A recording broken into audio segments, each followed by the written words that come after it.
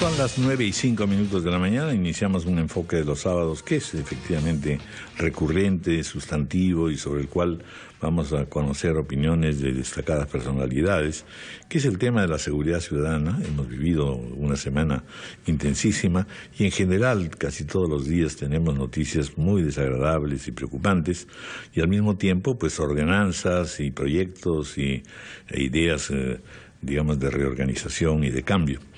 Estamos en primer término con la abogada doctora Rosa Mavila, adjunta para los derechos de la mujer de la Defensoría del Pueblo, porque uno de los temas es precisamente también la seguridad de la mujer en el Perú, que es una cosa complicadísima. Licenciado Noam López Villanes, docente e investigador sobre crimen y licencia y violencia de la Escuela de Gobierno de la Pontificia Universidad Católica. El licenciado Ricardo Valdés, viceministro de Gestión Institucional del Ministerio del Interior, que ha estado esta semana con nosotros justamente tocando el tema y seguramente ahora vamos a tener algunas ampliaciones. Y Gabriel Prado, investigador en temas de seguridad ciudadana y es gerente de seguridad ciudadana de la Municipalidad de Lima. Muchas gracias a todos por estar con nosotros y a ver si alcanzamos a prefigurar algunas cosas que son importantes. No cabe duda que el ciudadano vive cada día más preocupado por la inseguridad ciudadana. Hoy día, por ejemplo, la noticia de las planas, 4 encapuchados asaltan a dueño de casa de cambio en San Borja. Prácticamente todos los días estamos en alguna noticia que nos deja cada vez más patidifusos. Han caído una serie de delincuentes, además, que son casi de antología, etcétera. Vamos a pedirle una vez más a don Ricardo Valdés que nos prefigure cuáles son los 5 puntos o 6 que se han enfatizado, ¿no? Y por qué ellos, sin que de esto no excluya, por supuesto, otros ámbitos en los cuales también hay que trabajar, pero que hay que trabajar ya no solo con la perspectiva del Ministerio del Interior, sino con una perspectiva inclusiva nacional. A todos nosotros nos corresponde algo de participación y de deber en materia de defensa ciudadana.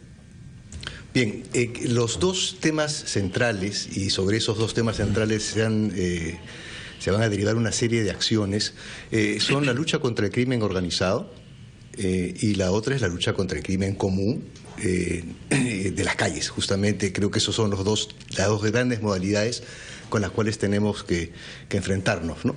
Entonces, la forma como estamos enfrentando estos dos tipos de delito, de grandes delitos, son con diversas acciones que tienen que ver con lo que es los megaoperativos y la investigación criminal que se hace muy extensiva a todo tipo de delitos de narcotráfico, sicariato, extorsión, etcétera. Estamos trabajando en eso, ya se han hecho cerca de 50 megaoperativos con realmente muy buenos resultados, más de 400 personas de alta criminalidad detenidos. Hay también justamente en las noticias de hoy una reseña sobre la captura de la bestia en Ica, por ejemplo, que era un sujeto tremendamente violento con sus extorsiones y sus amenazas, ¿no? Eso es fruto de los megaoperativos. Ahora, y en lo que se refiere también a la lucha contra la criminalidad organizada, está todo el programa de la extensión de recompensas, que también viene dando muchos frutos. Ya estamos por encima de los 120 capturados, que eran requisitoriados de diversa índole, y eso también está contribuyendo a enfrentar la criminalidad organizada. En lo que se refiere a la parte del delito menudo, común, que es quizás el que genera la mayor victimización a nivel nacional, ahí se han planteado diversas medidas. Hay una que está en plena ejecución, que es Barrio Seguro, que es una intervención compleja, múltiple, en las zonas de mayor victimización. Pero también hemos trabajado una serie de paquetes y de medidas legislativas. Para enfrentar este tipo de delito se ha hecho la norma que tiene que hacer, por ejemplo, con la desactivación de los celulares, es decir, todo celular que es robado ya no sirve. Eso de manera muy sencilla. La otra... en general se tiene la impresión de que, siendo una medida tan puntual, es decisiva. Es decisiva porque la razón... Nos hemos tecnologizado, el crimen y el delito se ha vuelto versátil. Y porque además es un monto económico bastante fuerte que lleva cualquier joven en la mochila o en el bolsillo. Es decir, puede tener 5 soles para el transporte, pero tiene un celular que cuesta $300. Entonces, obviamente, ese es el mayor nivel de victimización, se da justamente por robo de celulares en las zonas urbanas, ¿no? Entonces, por eso es que había que tener una medida al respecto. Lo otro que nos preocupa es que, si bien ha bajado el nivel de victimización en los últimos 5 meses, de manera muy lenta, pero viene teniendo un descenso. ¿Tienen cifras ustedes? Sí, aquí las tengo las cifras del INEI, están acá. Ya, Están las cifras del INEI, después las podemos revisar. En lo que estamos, viendo con este asunto de la victimización es lo que no ha bajado y lo que ha subido, y creo que tiene que hacer con los titulares también del día de hoy, es el uso de armas de fuego. Eso sí ha tenido un incremento importante en los últimos meses. Entonces, justamente hemos también sacado una medida para penalizar de manera mucho más efectiva la tenencia y el porte de armas de fuego que no se encuentran, obviamente, legalizadas, ¿no? Entonces ya se han hecho varios operativos al respecto y se van a hacer operativos frecuentes para intervenir. Y persona con arma de fuego que no tiene la licencia son 6 años de cárcel. Entonces vamos a apartarlos y a sacar de la circulación a la persona y al arma para de esta manera también enfrentar este tipo de victimización.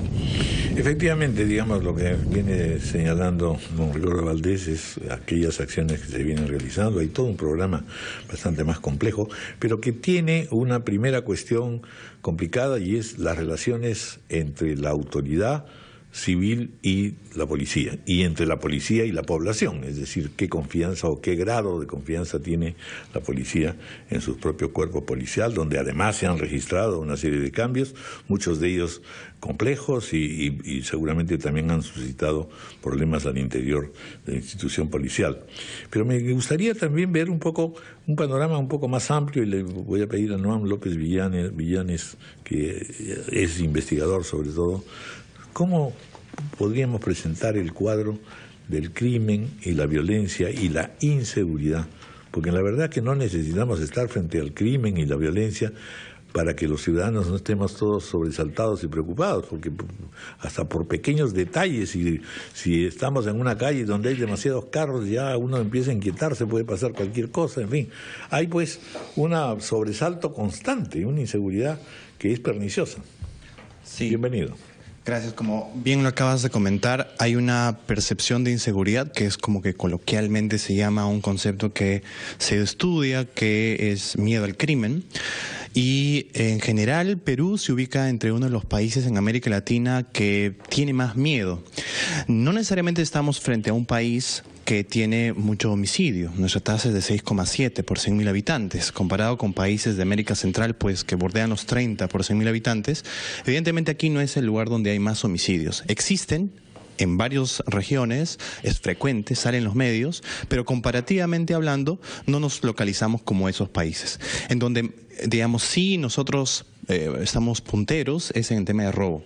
Y es el robo a celulares, básicamente, como acaban de mencionar hace un momento, y el celular quizás es el objeto más robado en la historia moderna, porque hay 6.000 celulares por día, hace que la gente se sienta vulnerable, perjudique su economía familiar y tenga mucho miedo. Pero este miedo no solamente es influenciado por la victimización en sí, también es influenciado, como acabas de mencionar, por ejemplo, zonas geográficas que están descuidadas. Bueno, hay barrios enteros. Barrios enteros, sí, uno como archipiélagos de inseguridad en un mismo distrito, zonas donde no hay que ir. También aumenta eso, el miedo al crimen, el capital social que tienen entre los vecinos. Hay vecinos que ni siquiera confían en el vecino al costado. En las encuestas que se suelen aplicar en el INEI, los indicadores de capital social o de confianza interpersonal son bastante bajos. Entonces, eso, por ejemplo, limita que tú deambules por las calles en las noches, te restringas a tu casa, no lleves el curso en las noches, por ejemplo, en el instituto, no juegues con tus amigos en las noches. Y hay otras variables factor que le quiero añadir, y es en realidad la extrema juventud que está entremezclada en realidad entre el delito y la aventura. Así es. Entonces los jóvenes, por ejemplo, son los más vulnerables en el transporte público, en el desplazamiento a sus centros educativos, que son víctimas del robo y el hurto. El año pasado, más o menos a mediados de año, tuvimos varios incidentes cercanos a la Universidad Nacional de San Marcos y la Católica, en donde cada día tenías 3 o 4 casos de robo y con faltas y faltas graves.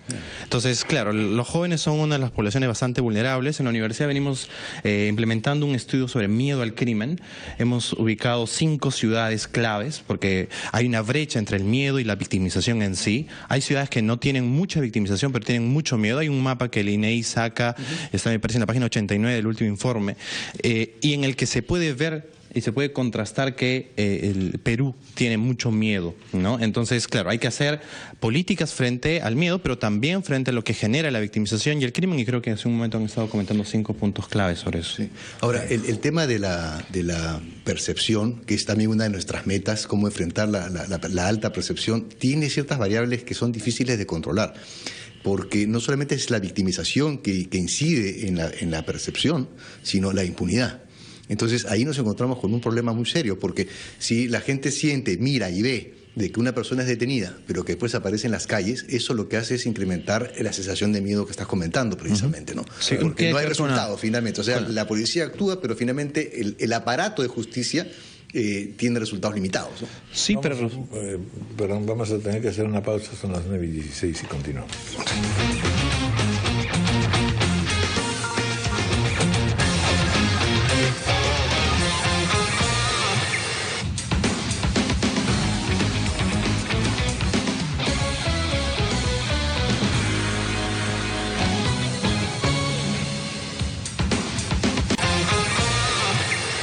Ya he hecho yo mención al tema, sobre todo, hay dos, hasta el momento de lo que venimos conversando, lo que vamos viendo es que independientemente de aquello que se decida y se pueda hacer, el tema de la percepción ciudadana y del temor y de la inseguridad se extiende a un punto tal que resulta siendo pues psicológicamente perjudicante, ¿no es cierto? El caso de la mujer es gravísimo en realidad y bien lo sabemos permanentemente. Doña Rosa Mavila pues ha venido luchando muchas veces, tanto en la Defensoría del Pueblo, en el Congreso, en fin, sobre este tema. ¿Siente usted que en algo ha mejorado la política policial, municipal, poder judicial, etcétera, con respecto específicamente al tema de la situación oprimida y oprimente de la mujer? Hay avances normativos, don Raúl. El tema de fondo es el nivel real de aplicación de las normas proteccionistas. Hay interesante literatura de mujeres que trabaja la inseguridad ciudadana. Y aquí hemos estado hablando de victimización, ¿no? Yo creo que las mujeres somos más víctimas porque desde niñas nos enseñan a tener miedo y a andar siempre autoprotegiéndonos. Y el hostigamiento en la calle nos es ajena, pues. O sea, la noche francamente supone un riesgo. Incluso se evalúa que la mujer que sale de noche o vestida de determinada manera está llamando al delito, ¿no? Entonces, por eso es esa percepción que se habla de la mujer de la calle, ¿no? Aludiendo ya a otros comportamientos. Pero en realidad el tema de fondo es la relación entre la inseguridad del ciudadano o ciudadana de a pie global y el tema de la violencia privada. Hablábamos de la relación que hay entre criminalidad organizada y criminalidad común. Y la pregunta clave es ¿dónde se forma el raterito del barrio y dónde se forma el criminal organizado? Se forma en el contexto de la familia, y por eso si no damos un tratamiento preventivo y reactivo a la problemática del maltrato, de las lesiones, del feminicidio, en la práctica las normas proteccionistas de la víctima tienen solo un ángulo de vigencia. Y por eso, por ejemplo, en la ley reciente que acaba de salir, el decreto ley legislativo 1316, lo que yo veo es un tema de desconfianza. Las mujeres no van a denunciar. ¿Y por qué no van a denunciar? Porque demora el trámite de la denuncia, demora la visita al médico legal, a veces hay hasta bloqueos para recepcionar la denuncia a pesar de reciente normatividad que auspicia la denuncia del Ministerio del Interior. Y otro tema de fondo es que en la policía todavía no hay un ámbito de capacitación para que el trámite que abre la ley proteccionista tenga un cauce pues eficaz. Por ejemplo, casi todas las mujeres que han sido asesinadas han tenido una tradición de denuncia previa. Y en la policía, en una supervisión que ha hecho la Defensoría el año pasado, aquí cito nomás, en 20 comisarías del Callao, se ha probado que en la mayoría de estos, la policía, cuando la mujer denuncia, no firma lo que se llama, no llena lo que se llama una ficha de victimización. ¿Qué cosa es este instrumento? Es un instrumento que permite medir si el maltratador es reiterante o no. Y casi todos los feminicidios, lo sabemos, en la cadena de victimización han sido precedidos por daño previo a la integridad de la mujer. Entonces, si un maltratador estaría registrado policialmente como una obligación, y yo llamo acá al viceministro del Interior, bajo responsabilidad de no solo recibir la denuncia, sino de registrar la ficha y hacer un trámite célere, sería importante. Por ejemplo, otro ángulo que tiene trascendencia es, a ver, el juez da una medida de protección, que el maltratador se aleje del lugar, ¿no es cierto? O que no esté rondando por el centro de refugio donde está la mujer, a pesar que los centros de refugio son pocos, o la denuncia por acoso callejero, en fin, ¿no? Pero el tema de fondo es que esas medidas protectivas no tienen un operador que les dé seguimiento para garantizar su real eficacia. Entonces la mujer siente que acudir a la esfera del subsistema policial e incluso judicial a veces no sirve, a veces, como decía un amigo periodista, es la campana para que la victimicen más en el ámbito privado, ¿no? Entonces es una locura, pues es una paradoja, ¿no? Le añado un elemento a lo que usted viene señalando, y es que también la noticia se convierte en algo más bien escandaloso y que resulta dañando a la pobre persona agredida, ¿no es cierto? Claro, y sobre todo a la mujer más pobre, ¿no? No, la mujer es pobre, la mujer está en la calle, la mujer, en fin. Entonces salen unas cosas atronadoras y en el fondo están diciendo la mujer es la culpable, indirectamente. Claro, ¿no? Y entonces se piensa que la mujer es culpable por determinada conducta indirecta, y eso lleva a que lo que llamamos los criminólogos la cifra oscura de criminalidad, es decir, la magnitud de hechos que no se denuncian, sea lo cotidiano. Cuando la mujer denuncia, don Raúl, y yo estoy en estos años desde que trabajaba en Manuela Ramos, lo hace ya pues en última ratio, o sea, después de que la han apanado varias veces, ¿no? Y entonces aquí tenemos un tema de socialización, de cultura, de relaciones interpersonales familiares. No se nace criminal, ¿no? Se hace un criminal. No se nace feminicida, ¿no es cierto? Detrás hay una concepción de propiedad sobre la mujer o la exmujer. Y bueno, yendo ya, aquí tenemos al viceministro del Interior a una serie de requerimientos directos. En la ley, por ejemplo, se ha establecido que la policía será el órgano rector del serenazgo en la relación entre policía y gobiernos municipales. Y yo creo que esto no puede ser un asunto declarativo. El serenazgo no tiene poder letal, ¿no es cierto? Pero todavía hay un requerimiento fundamental en los barrios más pobres del serenazgo nocturno. O sea, la mujer estudiante vuelve pues con miedo, don Raúl, hasta yo cuando vuelvo a las 7:30 a mi casa del centro de Lima, tomo un taxi con miedo, ¿no? ¿Cómo será una chiquilla que vuelve de las universidades a las 11 de la noche y demás, ¿no? Entonces, el serenazgo nocturno es un reto. Yo creo que hay que medir a las municipalidades y a la policía, a las comisarías por la posibilidad. Ahora hay recursos, ¿no? Les han dado más recursos al Ministerio del Interior. Hay que orientar, hay que patrullar de noche, ¿no es cierto? Hasta ahora no se patrulla de noche, las posibles soluciones, ¿no? Pero terminemos un poco con la primera parte. Justamente ya la doctora Mavila se nos aproxima al otro aspecto del tema de la seguridad ciudadana, y es justamente el reino municipal, donde usted tiene tanto conocimiento, Gabriel, y tantas veces hemos conversado sobre estos temas.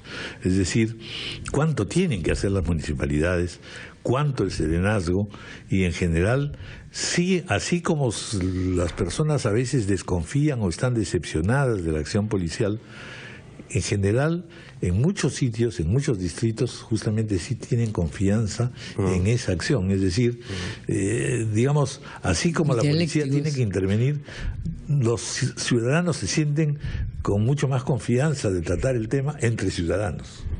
Buen día, gracias por la invitación. La inseguridad ciudadana es un impuesto a los más pobres.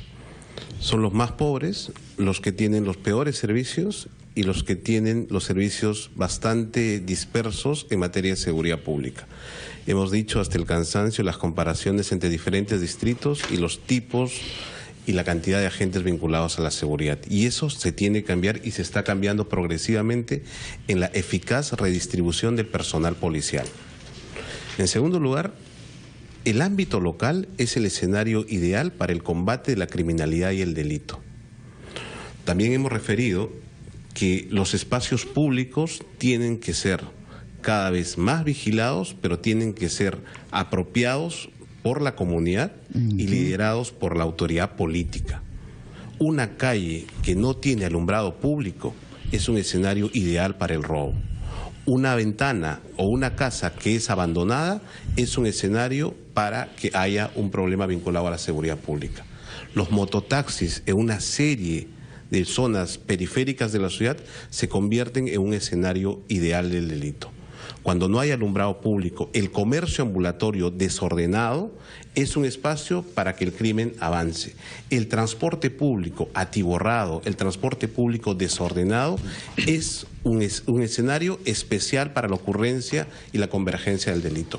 Por tanto, el enfoque local, el enfoque barrial, el enfoque vecinal es sustantivo a la lucha contra la criminalidad. Por ello, eso corresponde en una alta medida a los municipios. A nadie más, sobre todo al municipio, porque el municipio no investiga. El municipio no persigue porque no tiene los cuerpos de seguridad como los tiene la investigación criminal. No persigue a las bandas organizadas, pero el transporte, el comercio, las áreas verdes, la iluminación son labores estricta y básicamente municipales. Ahora, además puede haber, como hay casos interesantes que se han ocurrido, una ligazón estrecha entre comisaría y municipalidad. Claro, los ejemplos que tenemos exitosos son aquellos en el cual el liderazgo policial, el liderazgo del comisario ha ido de la mano con el esfuerzo de las juntas vecinales. Por ello yo saludo el enfoque que está planteando el Ministerio en relación a lo que es barrio seguro. O sea, es una mirada local, es una mirada que no solamente es cambiar el rostro del barrio, sino hacer una política vinculada a educación, a salud, a recreación, a deporte, a cultura, a iluminación, de modo que uno va abriendo los espacios para que la población se apropie de estos espacios públicos. Hemos, don Raúl, iniciado este año, vamos 2 semanas del 2017 y hay 4 constataciones que son palmarias. En primer lugar, hay un hartazgo de la población. La población no soporta más los niveles de inseguridad pública. En segundo lugar, vemos con preocupación un creciente nivel de conflictividad social. Y lo hemos visto durante las últimas semanas y los últimos días sobre todo. Y ahí hay que ser muy claros, venga uno de donde venga. La piedra no puede ser una herramienta de negociación política y quien agrede a un efectivo policial tiene que ser severamente sancionado. Un tercer punto que a mí me parece fundamental en estos últimos 15 días es que creo que podemos discrepar en todos los temas en nuestro país, pero si hay un tema que nos tiene que convocar es la seguridad pública. Lo hemos planteado en esta cabina, en la campaña electoral, un pacto por la seguridad pública. Porque cuando uno revisa las presentaciones que tiene el Ministerio del Interior en el Congreso de la República, no me dejará mentir el viceministro, no hay diferencias grandes, no hay diferencias que hagan imposibles lograr estos acuerdos. Cuando uno revisa los más de 30 decretos legislativos que se han dado, hay una concordancia, exacto, y son políticas articuladas. Cuando uno revisa las opiniones de la bancada fujimorista, que es la principal fuerza de oposición en el Congreso, ve consonancia con alguno de los programas, con uno de los planes. Entonces, las políticas de seguridad no deben convertirse en políticas del Ministerio del Interior, sino en políticas de Estado que convocan a ese esfuerzo de gremios, de partidos políticos, de asociaciones, de modo que todos seamos parte, y eso va con lo que usted empezó, don Raúl. A todos nos comprende algo. Todos tenemos algo que aportar en estos temas, entonces creo que hay que arribar a un consenso político, a un consenso social y tratar de que estos temas se mantengan un poco más al raya vinculados a la criminalidad. De acuerdo, muchas gracias. Vamos a hacer una pausa 9:31 y entramos un poco a las vías de solución o por lo menos a un trabajo que, como ya viene señalándolo Gabriel, nos incumbe a todos. Una pausa.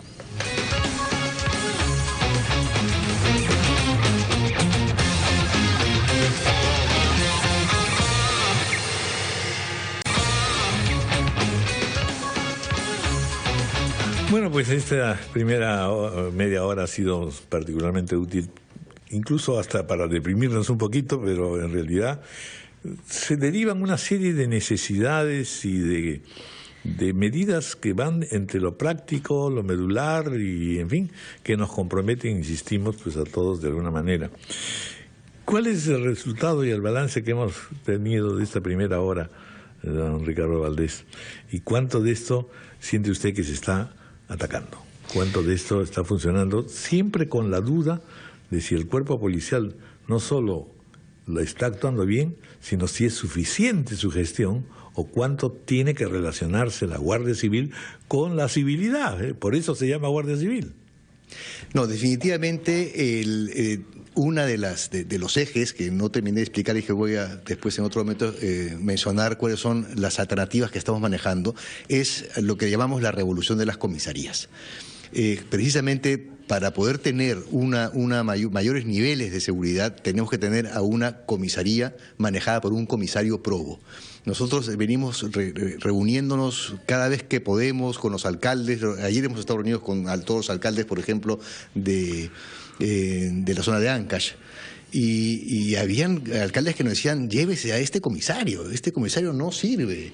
El día de ayer por la mañana también estuve con gente de Oxapampa, de Pasco, y me decían, llévese a este comisario. Nos decían, miren, nosotros hemos pedido que pongan comisarías hace 1 año y medio, ahora les pedimos que se lleven al policía, ¿no? Porque hay una relación, lamentablemente, en algunos lugares entre el crimen organizado y la Policía Nacional. Entonces, eso es uno de los esfuerzos en los que estamos realmente... Que son corredores secretos, pactos, sí, en el fondo. Ahora, lo que es interesante en esto es que la policía sabe quién es quién. Entonces, estos esfuerzos que se han hecho, además por poner un poco de orden, por reorganizar, por moralizar, por salir, es un esfuerzo que en realidad no ha terminado. No ha terminado. O sea, tenemos que continuar con ese esfuerzo de organizar mejor y contar cada vez con la mejor gente. Regreso a las comisarías. Lo que vamos a hacer, por ejemplo, es tener procesos de selección para comisarios, y esto empieza este trimestre. Vamos a elegir a los mejores hombres para que sean comisarios, con un mandato. Con el mandato de que lo que tienen y los recursos que tienen realmente se pongan en marcha y a favor de la ciudadanía, que se patrulle, que estén en las calles. ¿Sí? No hay excusa, hay dinero para el combustible y hay vehículos. Hemos puesto en circulación 3.000 vehículos nuevos. Por lo tanto, no hay razón para que realmente no se patrulle. Y aquí lo importante es volver a activar el patito feo de la policía, que es participación ciudadana. Y esas oficinas de participación ciudadana son imprescindibles. Son los que tienen que pasar, dejar sus tarjetas, decir, aquí estoy, llámeme, visíteme en la comisaría. Y eso es lo que tenemos que desarrollar y que impulsar. Mientras no tengamos un comisario comprometido, una comisaría activa, comisarios que realmente administran bien sus recursos, que saquen, y eso me refiero a los recursos de todo tipo, a los humanos, ¿no? Que sus efectivos policiales estén en la calle. Y la reestructuración está... Perdón. Relación estrecha. Sí, estrecha con la municipalidad, es decir, a 2 niveles, ¿no? A nivel autoridades y a nivel juntas vecinales o rondas campesinas, porque también hay que pensar en las comisarías que se encuentran en zonas rurales, donde también hay que tener un trabajo mucho más articulado. Rosa. Eso ya se ha mejorado muchísimo. Perdón, ¿no? Ya está por ejemplo, viceministro, yo siempre de la dimensión de género, ¿ya? Hay una mala práctica policial. Una mujer va maltratada como ojo morado sin poder andar. Mala práctica, es pésima. Bueno, pésima. Bueno, mejor todavía si la caracteriza así. La verdad es que entonces, sí. A la mujer le dice, ¿usted de qué? ¿Usted es de Comas o de Independencia? Soy de Carabay. No pertenece a su jurisdicción, ¿no es cierto? Entonces, hay un tema de fondo que tiene que ver ni siquiera la coordinación interterritorial para trasladar un caso de lesiones, sino ya impunidad, pues vaya usted a donde realmente le corresponde. A una mujer que tiene poco dinero, en primer lugar. Segundo lugar, emulemos buenas prácticas. En cambio, Serenazgo, no es que yo esté contra la policía, yo soy hija de un subalterno. Tengo mi corazoncito de la Guardia Civil, ¿no es cierto? Pero, por ejemplo, en Lima Norte hay una buena práctica del Serenazgo sin fronteras. Entonces, ¿qué hacen estos señores? Todas las alcaldías de esa relación mancomunada deciden hacer un operativo en uno de los distritos. Entonces todos los serenos van y logran un objetivo común. Y entonces en la policía hay que fortalecer lazos de integración para trámite de denuncias, para acopio de pruebas. Ese es un tema fundamental. Y otro tema, ministro, que es fundamental, tiene que ver con la formación de la policía. Hay policías que, discúlpenme el término criollo, son chibolos, pues, o sea, no tienen idea clara de sus funciones, de, por ejemplo, de acopio de medios de prueba, de trato incluso con la ciudadanía en la calle. Y yo creo que, bueno, por ejemplo, no necesariamente es señal de prestigio ser o querer ser policía. Bueno, entonces, por ejemplo, en el plano de la formación hay toda una dimensión cultural que además está en toda nuestra sociedad, ¿no? Ayer de Huánuco, los comisionados nos hacían llegar una denuncia. Hay 2 suboficiales que por estar embarazadas las han sacado de la formación académica policial, a pesar que el decreto ya está prohibido, pero prohibido, igualito lo siguen aplicando, ¿no? A pesar que es potestativo. Mire, hagamos el raciocinio. Yo estoy embarazada y estoy siguiendo un curso para suboficial. ¿Qué me va a limitar a mi cabeza el embarazo? Por supuesto que yo puedo seguir estudiando, no podré participar en operativos físicos que después puedo actualizar, pero la norma era tan draconiana que planteaba que te separo en 2 años y si en 2 años no vuelves ya estás fuera de la institución. Entonces, mire, esa norma, por ejemplo, es progresiva, pero hay que asegurar su aplicabilidad porque se sigue aplicando una opinión tradicionalista sobre el rol de las mujeres en las estructuras policiales, ¿no? Mira, usted quería también hacer un señalamiento. Plantear 4 cosas que creo que son a mi juicio fundamentales. Más y mejor presencia policial en las calles.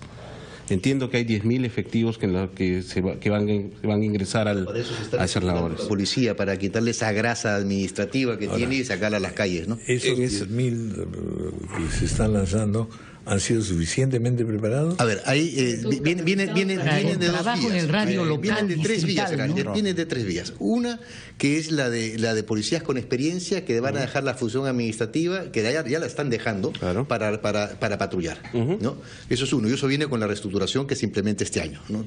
Hay más de 1.300 jefaturas que van a tener que reducirse y esa gente que está haciendo función logística tiene que salir a la calle. Eso es una. La otra es con los funcionarios, esos chibolos que estaba mencionando Rosa, ¿no? Que acaban de salir 900 y pico el día de ayer, que han tenido 3 años de formación. Pero hay que dar la formación criminológica, y la tercera son saber investigar. Las nuevas promociones de pesquisas, como le dicen, ¿no? De gente que ya tiene 500 han salido efectivos, 500, claro.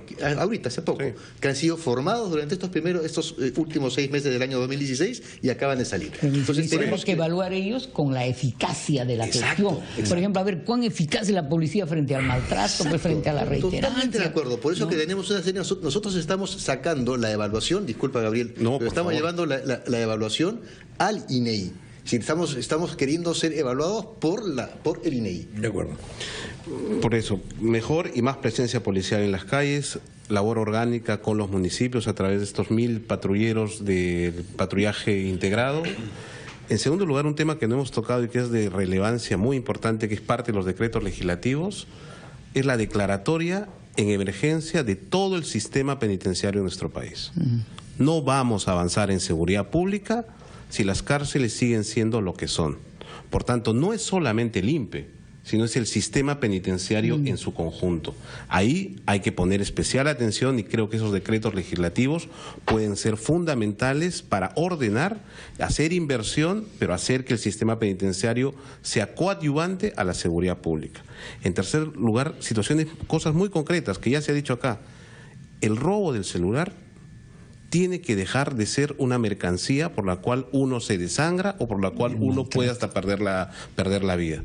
Con esta iniciativa, en la cual volvemos al tema que todos tienen algo que hacer, las empresas privadas, con el aporte de las empresas privadas y con la capacidad técnica se pueden desbloquear estos aparatos, de modo que esto, entiendo, viceministro, que tiene que tener una reglamentación. Sí. El Ministerio de Transportes y Comunicaciones y OCIPTEL están trabajando en la reglamentación de esa norma, que me parece fundamental, porque el escolar o el universitario que tiene una laptop, que tiene un celular, es víctima, pero también es victimario, como se ha planteado hace unos minutos.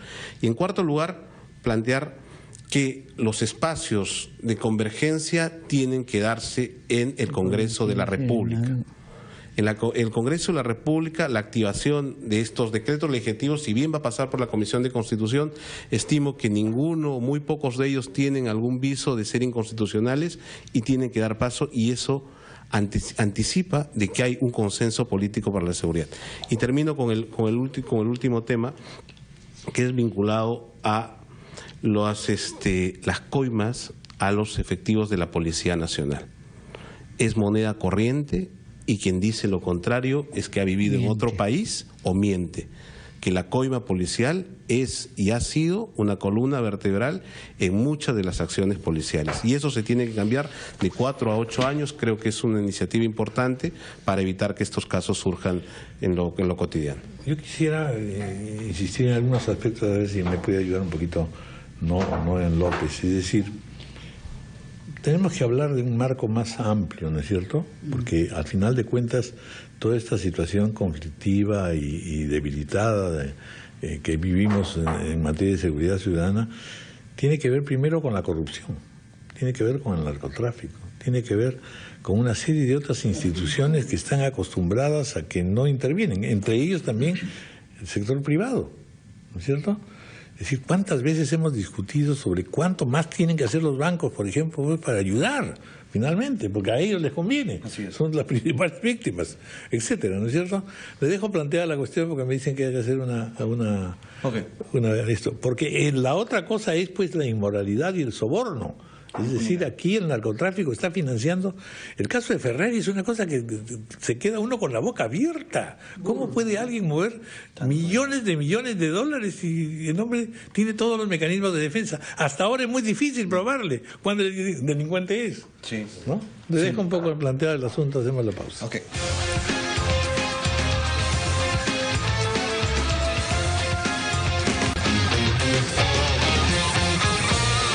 Continuamos.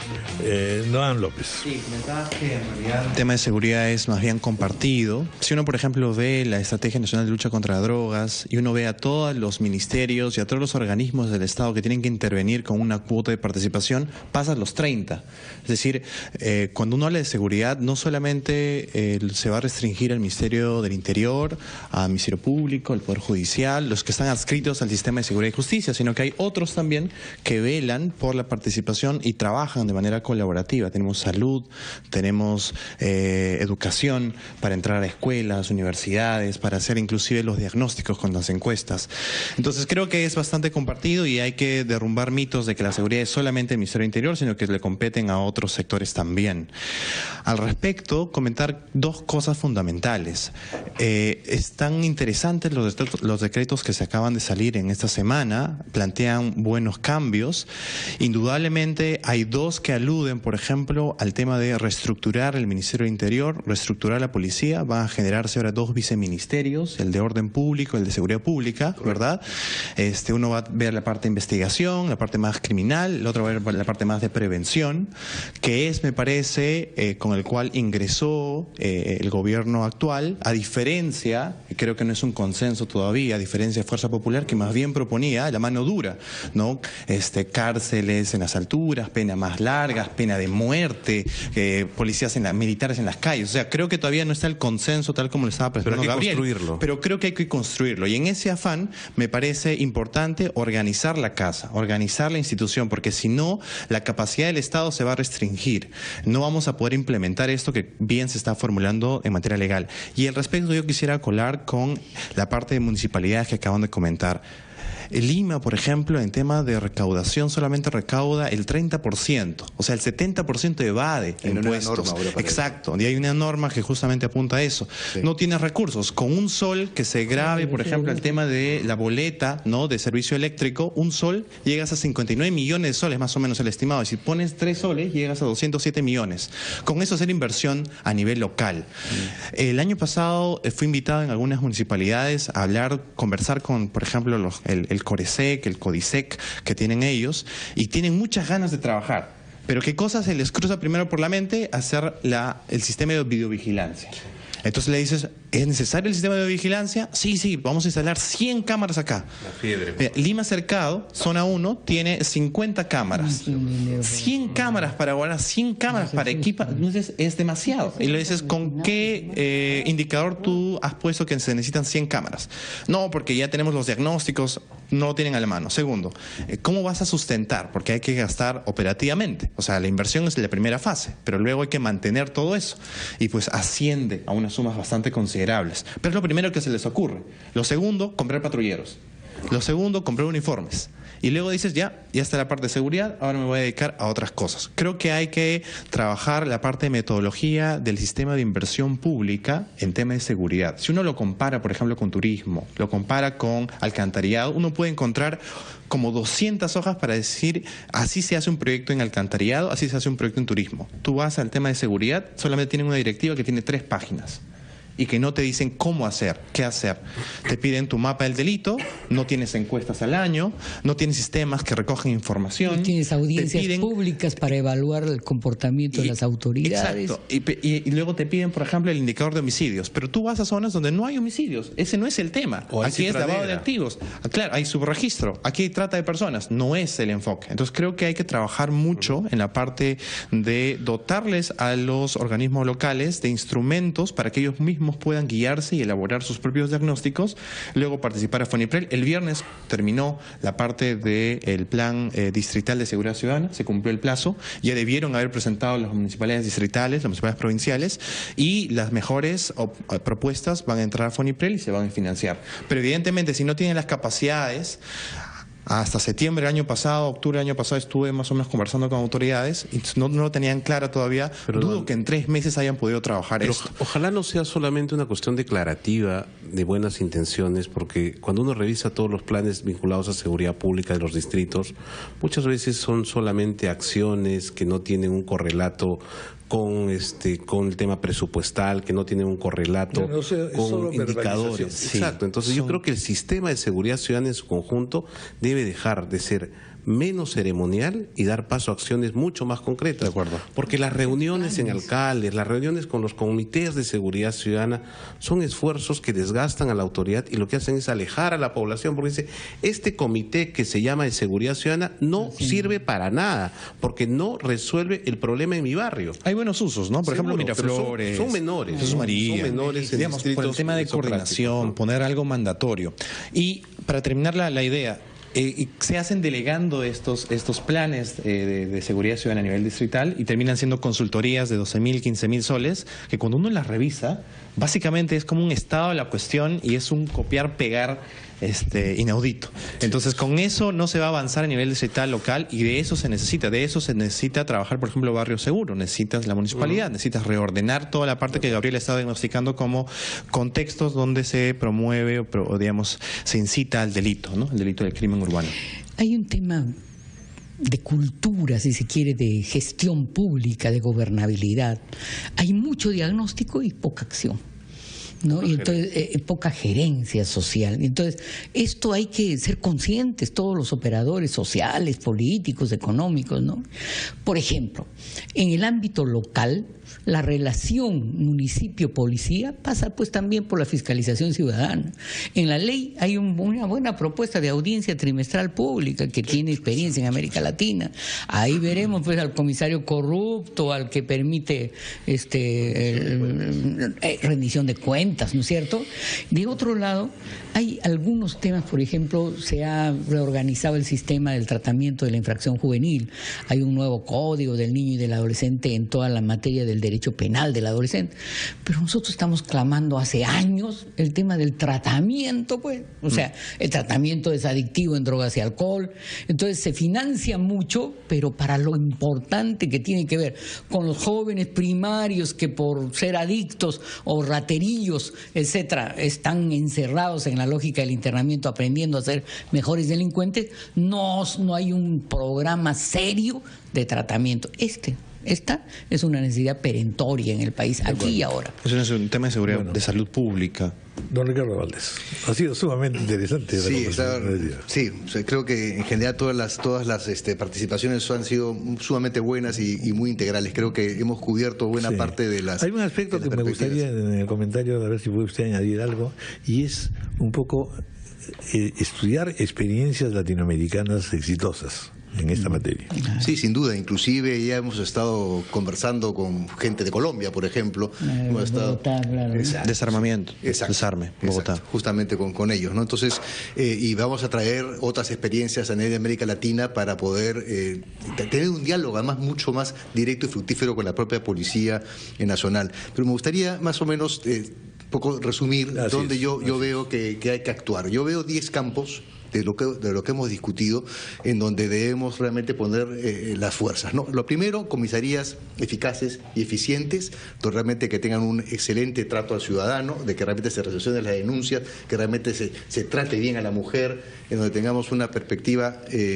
pero también recursos. Va a haber evaluación porque hay que no tienen internet. Voy por el primer campo y tengo 10, ¿no?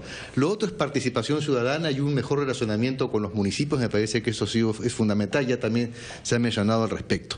Lo tercero es la lucha contra la corrupción.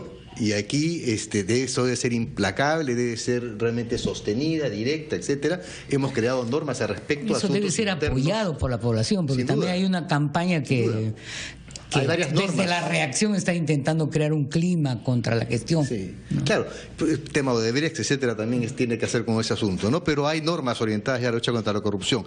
En cuarto lugar, enfrentar el crimen organizado. Y creo que ahí hay que continuar con los megaoperativos, con el programa de recompensas, hay que profundizarlo mejor. En quinto lugar, la educación policial. Creo que acá tiene que haber perspectiva de género, tiene que haber una mejor especialización en materias de investigación. Luego, inteligencia. Es decir, hemos hablado poco de inteligencia, pero la inteligencia es fundamental, invertir en ella, y eso supone otro tratamiento de la información, de la estadística, de la casuística. Creo que eso es muy importante también desarrollar. Eso me lleva al otro campo, que es investigación criminal y criminalística, que son dos cosas separadas, pero tienen vínculos, y en ese sentido, más expertos, más profesionales en investigación criminal. Eso es un clamor que lo venimos recogiendo en los lugares que vamos recorriendo.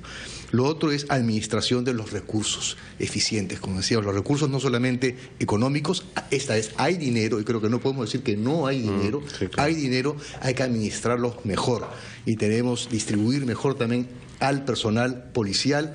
Más gente en donde hay más delito, está claramente determinado por el INEI cuáles son los 100 distritos con mayor complejidad y donde se produce el 80% de la victimización en el Perú. Ahí hay que entrar con mucha mayor fuerza. Y por último, bienestar policial. Estamos haciendo un esfuerzo por mejorar la calidad de la policía, la calidad de los recursos, etcétera.